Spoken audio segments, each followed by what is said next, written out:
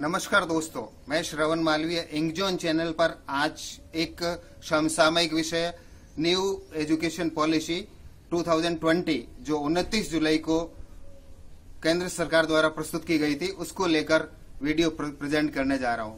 National education policy 2020 जब से घोषित हुई है तब से आपके दिमाग में बहुत सारी जिज्ञासाएं आ रही होगी। शिक्षा जगत से जुड़े हुए अध्यापकों, शिक्षकों, शिक्षाविदों एवं सामान्य नागरिकों की बहुत सारी क्वेरीज मेरे पास आई है। उन्हीं को ध्यान में रखते हुए आज का ये वीडियो प्रेजेंट करने जा रहा हूँ। साथियों, किसी देश की प्रगति उस देश के नागरिकों के स्तर पर डिपेंड करती है। उस देश के नागरिकों का स्तर उस देश की शिक्षा पर निर्भर करता है और किसी भी देश की शिक्षा का स्तर उस देश की शिक्षा नीति पर निर्भर करता है। वर्तमान शिक्षा नीति जो 1986 में बनी थी, यशपाल समिति के कुछ संशोधनों के साथ 1992 से कुछ संशोधन भी लागू हुए थे, लेकिन वो नीति आधुनिक समय में बेरोजगारी के स्तर को देखते हुए, समय की मांग को देखते हुए, विज्ञान की प्रगति को देखते हुए अपर्याप्त सी साबित हो रही थी। उसी को ध्यान में रखते हुए केंद्र सरकार ने नई शिक्षा नीति बनाने का लक्ष्य रखा था। उसको पूरा करने के लिए इसरो के पूर्व अध्यक्ष के कस्तूरी रंजन की अध्यक्षता में एक समिति बनाई गई। उस समिति ने पिछले 1.5-2 साल से कार्य करते हुए देश की आम जनता से पहली बार सुझाव मांगा गया। ये इतिहास में पहली बार हुआ कि देश की नीति निर्माण के लिए आम जनता, शिक्षाविदों, उद्योगपतियों, सामान्य व्यक्तियों से सुझाव मांगे गए। लगभग 2 लाख लोगों के सुझावों पर गौर करते हुए उनमें से अधिकांश सुझावों को मानते हुए ये शिक्षा नीति जो है इसरो के पूर्व अध्यक्ष के कस्तूरी रंजन की समिति ने प्रस्तुत करी थी। इस घोषित नई शिक्षा नीति में सबसे महत्वपूर्ण जो बात है वो वर्तमान मानव संसाधन विकास मंत्रालय HRD मिनिस्ट्री का नाम बदलकर एजुकेशन मिनिस्ट्री कर दिया गया, शिक्षा मंत्रालय कर दिया गया। साथियों, इस शिक्षा नीति का स्कूल एजुकेशन, विद्यालय शिक्षा पर क्या इम्पैक्ट पड़ा, यह आज के वीडियो में मैं प्रस्तुत करूंगा। हायर एजुकेशन और टीचिंग सेक्टर और टीचर ट्रेनिंग सेक्टर पर क्या प्रभाव पड़ा, ये अन्य वीडियो में प्रस्तुत करूंगा। उम्मीद है आपको ये वीडियो पसंद आएगा। आप इसको लाइक करें, शेयर करें, सब्सक्राइब करें। साथियों, राष्ट्रीय शिक्षा नीति 2020 को विद्यालय शिक्षा के परिप्रेक्ष्य में समझने का प्रयास करें। इसके स्कूल एजुकेशन के सेक्टर में क्या मायने हैं, क्या इसमें अंतर आएगा, उसको जानने का प्रयास करें। National education policy 2020, what is 5+3+3+4 system. साथियों, सबसे पहले 10+1 का सिस्टम हुआ करता था, जिसको 1986 राष्ट्रीय शिक्षा नीति के तहत 10+2 में कन्वर्ट कर दिया गया था। 10वीं के बाद 2 वर्ष का उच्च माध्यमिक कक्षा होने लगी। अब इसको व्यवस्था को हटा के 5+3+3+4 का करने का प्रयोजन है। आइए सबसे पहले जाने 5 का क्या आशय है।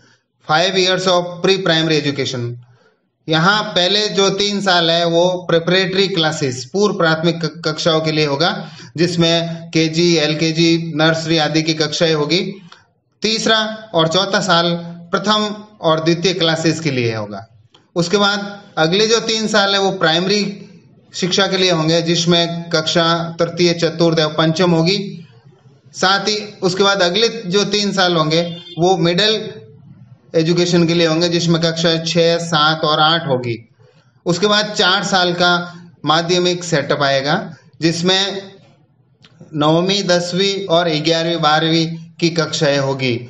तो इस प्रकार ये पूरा जो सिस्टम है 5+3+3+4 का हो गया। इस प्रकार कुल स्कूल एजुकेशन जो है वो 5 और 6, 11 और 4, 15 साल की होगी।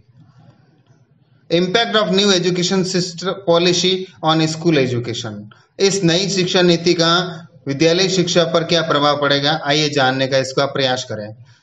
सबसे पहले इसकी बात है यूनिवर्सलाइजेशन ऑफ एजुकेशन बाय 2025। इस नीति के तहत 2025 तक प्राथमिक शिक्षा का सार्वजनिकरण किया जाएगा। 100% विद्यार्थियों का प्राथमिक शिक्षा हेतु नामांकन सुनिश्चित किया जाएगा। Stream wise discipline एबोलिश्ड। इस नई पॉलिसी की सबसे बड़ी बात है, पहले 10वीं के बाद 11वीं में science stream, commerce stream, arts stream हुआ करती थी, कुछ लोग फाइन आर्ट्स में भी जाते थे। वो जो संकाय व्यवस्था अब खत्म कर दी है, कला संवर्ग, विज्ञान संवर्ग, ये सारे खत्म कर दिए हैं। अब इसकी बजाय जो है कॉमन सिस्टम रखा गया है, interwoven of subjects from other streams. यानी कि अब जो है एक व्यक्ति, एक विद्यार्थी जो है पीसीएम पढ़ता हुआ भी वो हिस्ट्री पढ़ पाएगा, वो पीसीबी पढ़ता हुआ भी इकोनॉमिक्स पढ़ पाएगा, वो जो है हिंदी साहित्य, इतिहास और पॉलिटिकल साइंस पर के साथ केमिस्ट्री पढ़ पाएगा। यानी कि जो है कलाओं का आपस में जो अवरोध हुआ करता था स्ट्रीम्स का, उसको अब जो हटा दिया गया है। ये आजादी रहेगी विद्यार्थी को अपनी रुचि का विषय चुनने में। पीसीएम प्लस पॉलिटिकल साइंस ले सकता है, पीसीबी प्लस हिंदी लिटरेचर ले सकता है, हिस्ट्री ज्योग्राफी प्लस केमिस्ट्री ले सकता है, जैसा कि अभी मैंने आपके सामने एनालिसिस किया। Subject combination has been abolished, new flexible stream system. पुराने जो सब्जेक्ट्स के कॉम्बिनेशन थे, किसके साथ ये नहीं ले सकते, इसके साथ नहीं, ये नहीं ले सकते, वो सारा अब नई शिक्षा नीति में हटा दिया गया है। नया लचीला जो है संकाय व्यवस्था अब इसमें चालू होगी। Bagless education, no bag Saturday in Rajasthan government. नई शिक्षा नीति में कम से कम महीने में 4 बार ऐसी व्यवस्था होगी कि बच्चे को कम से कम जो है बैग का बोझ ढोना पड़े, किताबों की संख्या कम कर दी जाएगी। राजस्थान सरकार पहले ही शनिवार को नो बैग डे की घोषणा कर चुकी है और वो इसी सत्र से लागू होगी। इसी प्रकार नए सत्र की आने वाली 1 से 5 तक की सारी किताबों एक ही बंच में, एक ही किताब में, एक ही जो बाइंडिंग के अंदर हिंदी, इंग्लिश, पर्यावरण इत्यादि की किताबें उसमें दी गई है। इन सब का औचित्य विद्यार्थियों के बस्ते के बोझ को कम करना। Emphasis on computer coding from class 6th। जी हाँ साथियों, नई शिक्षा नीति में कक्षा 6 से ही विद्यार्थियों को कंप्यूटर की कोडिंग, कंप्यूटर विषय के बारे में जानकारी दी जाएगी। चूंकि the present age is the age of computer and science. वर्तमान युग कंप्यूटर का युग है। हर चीज किसी न किसी रूप में कंप्यूटर अपने सामने मौजूद है, चाहे वो मोबाइल हो, चाहे वो स्मार्ट वॉच हो, हर जगह कंप्यूटर का प्रयोग किया जा रहा है और वो उसका अध्ययन विद्यार्थी को कक्षा 6 से ही करवाया जाएगा। नई शिक्षा नीति के तहत अगली बात है promotion of scientific thoughts and discoveries from class 6th। जी हाँ, वैज्ञानिक सोच को बढ़ावा देने के लिए, वैज्ञानिक खोजों को बढ़ावा देने के लिए कक्षा 6 से ही विद्यार्थियों की रुचि के अनुसार इस तरह का व्यवस्था की जाएगी। पाठ्यक्रम में इस तरह की चीजें शामिल की जाएगी। यदि उसकी साइंटिफिक सोच है तो उसको बढ़ावा दिया जाएगा। कुछ ऐसे प्रोजेक्ट्स होंगे, कुछ ऐसे स्कॉलरशिप्स होगी, कुछ ऐसे जो उसको बहुत सारे उत्साहवर्धन हेतु कार्यक्रम इस नई शिक्षा नीति में होंगे। अगली इसकी बात है स्टूडेंट टीचर रेशियो 25+1। नई शिक्षा नीति में 25 विद्यार्थियों पर 1 टीचर होगा। यानी कि इसका सीधा सा इम्पैक्ट यही है कि अब ज्यादा से ज्यादा अध्यापकों की आवश्यकता होगी। हमारे बेरोजगार साथी जो ट्रेंड है शिक्षण प्रशिक्षण में, उनके नौकरी के चांसेस अगर इस नई शिक्षा नीति के परिप्रेक्ष्य में देखें तो काफी उज्जवल लग रहे हैं। नेक्स्ट इसका जो इम्पैक्ट होगा वो डेवलपमेंट ऑफ आंगनवाड़ी स्कूल्स। यानी कि जैसे बताया था 5 साल जो प्री प्राइमरी एजुकेशन के लिए डिवोटेड है, तो उसमें जो है मेरे विचार से आंगनवाड़ी केंद्रों को जो है प्री प्राइमरी स्कूल्स के रूप में डेवलप किया जाएगा। वहां पर जो more chances of employment of NTTE holders, यानी कि जो जिन्होंने पुराने नर्सरी टीचर ट्रेनिंग के कोर्सेज कर रखे हैं, उनके रोजगार के साधन चांसेस अब इस नई शिक्षा नीति में और बढ़ जाएंगे। ये बहुत ही अच्छी बात है। बच्चा जो है स्कूलों को एक विंग जो है प्री प्राइमरी को पूर्णतया समर्पित होगी। एक तरह से ये आंगनवाड़ी केंद्रों का उद्धार होगा, उनका जो है अपग्रेडेशन होगा। अगली इस नीति की बात है डेवलपमेंट ऑफ 1 ट्रेड फ्रॉम कक्षा 6। कक्षा 6 से ही विद्यार्थी में किसी एक व्यवसाय का जो है विकास किया जाएगा।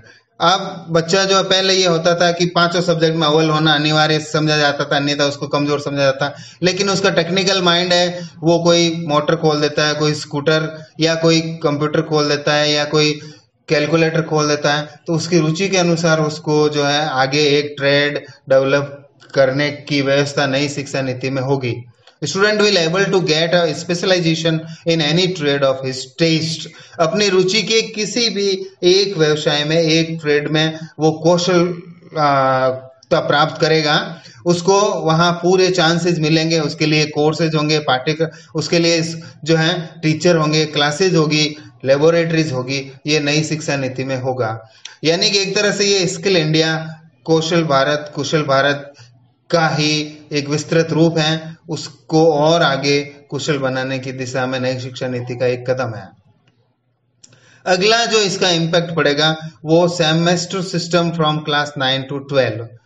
यानी कि पहले हम 9वीं में बच्चा फेल हो जाता था, या वर्षांत में एक परीक्षा होती थी, फिर दूसरी होती थी, लेकिन अब वो व्यवस्था भंग करके सेमेस्टर सिस्टम कर दिया गया है। साल में 2 सेमेस्टर होंगे।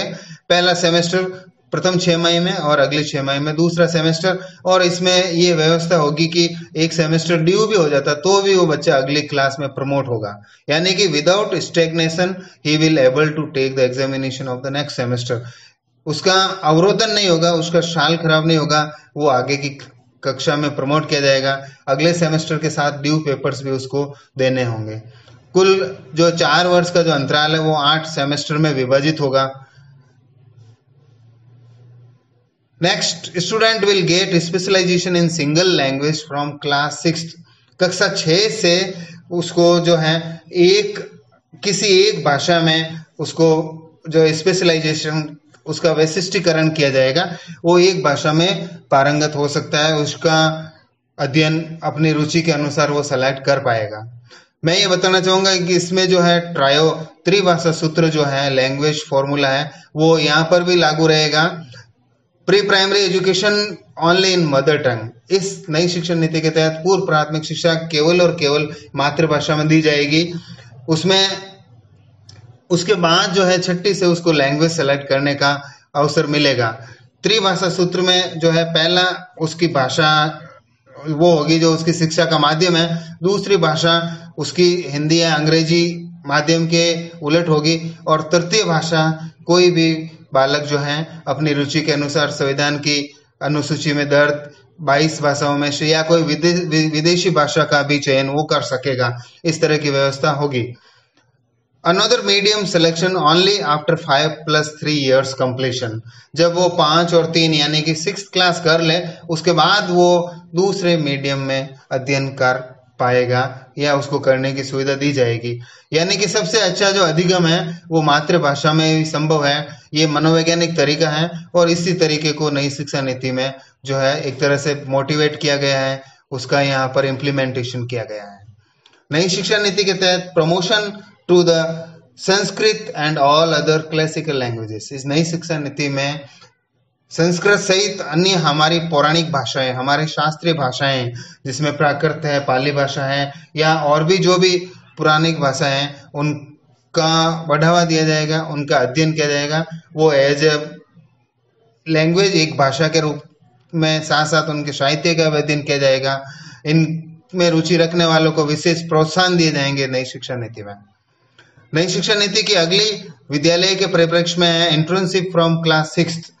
क्लास 6 से ही ये बात अभी पहले करी थी कि उसकी चॉइस का एक ट्रेड होगा, उस ट्रेड में उसको बढ़ावा मिलेगा और उस ट्रेड के साथ साथ उसको व्यवहारिक नॉलेज भी उसको दिया जाएगा। इंटर्नशिप वो चाहे किसी फैक्ट्रीज में, किसी वर्कशॉप में, किसी शॉप में, अपनी रुचि के अनुसार उस ट्रेड को प्रमोट करने के लिए इंटर्नशिप की व्यवस्था बालक के लिए की जाएगी। कुल मिला के ये बात है कि शिक्षा केवल सरकारी नौकरी के उद्देश्य को लेकर ही नहीं दी जानी चाहिए, उसको रोजगार उन्मुखी बनाने का ये प्रयास नई शिक्षा नीति में साफ झलकता है। No need of being expert in all subjects. अभी बात करी थी कि एक विषय में कमजोर है, दूसरे में ज्यादा है, तो उसको ताना उलाना सुनना पड़ता है। और अब ये व्यवस्था जो है उसको हटा दी गई है। उसकी रुचि है सिलाई में, उसकी रुचि है पेंटिंग में, तो उसमें ही उसको मास्टरी करवाने के पूरे अवसर उपलब्ध कराए जाएंगे नई शिक्षा नीति के तहत। यह मुख्य इसकी बात है। अगली अगर हम बात करें तो स्टेट विल ऑर्गेनाइज ISSRA यानी कि independent state school regulatory authority. जी हाँ, आपके मन में भी ये जिज्ञासा होगी कि ये नई शिक्षा नीति कब लागू होगी। ये राज्य नई शिक्षा नीति लागू करने के लिए बाध्य है, लेकिन उससे पहले वो अपने यहाँ पर इसका एक नियामक आयोग, एक इसका जो है नियामक आयोग बनाएंगे, उसके द्वारा उसकी जांच करवाएंगे और फिर इस नीति को वो लागू करेंगे। लेकिन देर सवेर सारे राज्यों को ये नई शिक्षा नीति लागू करनी पड़ेगी। इसका अगला इम्पैक्ट है RTE 2009 will be extended up to 12th class. जी हाँ, राइट टू एजुकेशन जो 2009 में लागू हुआ था, शिक्षा का अधिकार 2009 में लागू हुआ था, जिसमें पहली से 8वीं तक की शिक्षा सभी विद्यार्थियों को प्राप्त करना उसका अधिकार है, उसको 12वीं तक बढ़ा दिया गया है। अब जो है निःशुल्क शिक्षा, निःशुल्क एवं अनिवार्य शिक्षा का जो कानून है वो 12वीं तक लागू होगा। प्रथम कक्षा में इसके तहत चयनित विद्यार्थी 12वीं तक निःशुल्क शिक्षा प्राप्त कर पाएगा। वर्तमान में यह 8वीं तक ही थी, 8वीं के बाद वो अन्य सामान्य शिक्षा धारा में उसको ला दिया जाता था, उसको अब बढ़ाकर 12वीं तक कर दिया गया है नई शिक्षा नीति के तहत। आइए जाने इसकी अगली विशेषता क्या है। नई शिक्षा नीति का एक लक्ष्य है कि 100% registration of students by 2030 at school level. विद्यालयी शिक्षा 12वीं तक की शिक्षा 2030 तक समस्त विद्यार्थियों को, देश के समस्त बालकों को उपलब्ध हो, इसमें यह ऐसा लक्ष्य रखा गया है। साथियों, राष्ट्रीय सरकार हमारा यह लक्ष्य लेकर चलती है कि कोई भी विद्यार्थी शिक्षा से वंचित नहीं रहे। जब तक उसमें अवरोधन आ जाएगा, जब तक उसमें जो है ड्रॉप आउट्स हो जाएंगे, तो वो अपने लक्ष्य को प्राप्त नहीं कर पाएंगे। उसी को टारगेट करते हुए नई शिक्षा नीति में 2030 तक विद्यालय शिक्षा में 100% नामांकन, नॉमिनेशन के लक्ष्य को रखा गया है। नई शिक्षा नीति में pre primary schools as childhood care centre के रूप में डेवलप किए जाएंगे। जी हाँ दोस्तों, ये जो प्री प्राइमरी जो स्कूल्स होंगे, वहां पर जो बचपन की देख रेख का केंद्र के रूप में डेवलप किया जाएगा। एक 2 साल का 3 साल का बच्चा जो है बहुत ही कोमल उम्र का होता है, तो उसके बचपन की बड़ी केयरफुल तरीके से केयर करने के सेंटर के रूप में इनको डेवलप किया जाएगा। साथियों, हमने 5+3+3+4 की पूरी डिटेल देखी। उसमें जो अंतिम जो 4 वर्ष थे वो सेमेस्टर सिस्टम में बदलने का प्रस्ताव है, यानी कि जो है 9वीं 10वीं 11वीं और 12वीं तक आते आते उसके 7 सेमेस्टर कंप्लीट हो जाएंगे और 8वां सेमेस्टर बोर्ड एग्जाम के रूप में होगा। यानी कि 10वीं में बोर्ड की परीक्षा का प्रावधान नई शिक्षा नीति में नहीं है, केवल 12वीं में ही बोर्ड की परीक्षा एक विद्यार्थी देगा। तो इस प्रकार वह विद्यालय शिक्षा पूर्ण कर सकेगा। तो साथियों, ये था कंप्लीट एनालिसिस नई शिक्षा नीति 2020 का। विद्यालय के परिप्रेक्ष्य में क्या अंतर आएगा, क्या क्या उसके मायने हैं। अगला वीडियो जो है इसी नेशनल एजुकेशन पॉलिसी के उच्च शिक्षा के क्या मायने हैं, उसमें क्या क्या इम्पैक्ट होंगे, वो बहुत जल्दी आपके सामने प्रेजेंट करूंगा। तब तक thanks for watching this video. पसंद आए तो आप लाइक करें, शेयर करें, सब्सक्राइब करें इस चैनल को। Thank you from ink John.